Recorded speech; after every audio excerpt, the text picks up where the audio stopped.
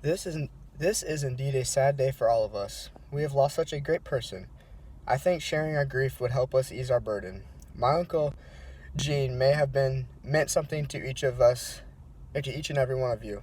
Personally, he was like a grandpa to me. I remember when I was younger, we always went on special fishing trips just because it allowed us to spend more time together.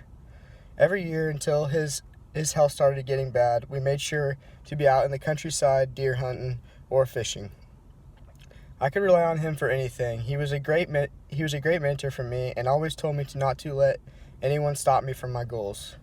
He always had great advice and always knew the moment when the moment was dead, and he loved changing that by saying some joke or pun, and Lord knows he knew almost every one of those out there. He was in the trucking business for many years, driving for many different big name companies. Everyone that talked about him could never say anything bad about him. However, he was an 18-year-old in a 70-year-old man's body at times. In other words, he could be very immature at times, and that's why everyone loved him.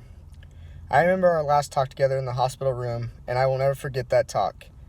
And in his last words, he said to me, since growing up, my nickname that my grandpa and my uncle Gene had given me was, when I was younger, was Striker. And it just so happened that the name of bed that he spent his last few days laying in was the name of my nickname, which is Striker. I remember him looking at me and saying, "At least I know one thing, I'm going in good hands," and then points at the Striker logo on the bed, and we all just smiled. So let's just be thankful for the moments we all shared with him and just smile because we know he's in a great place now.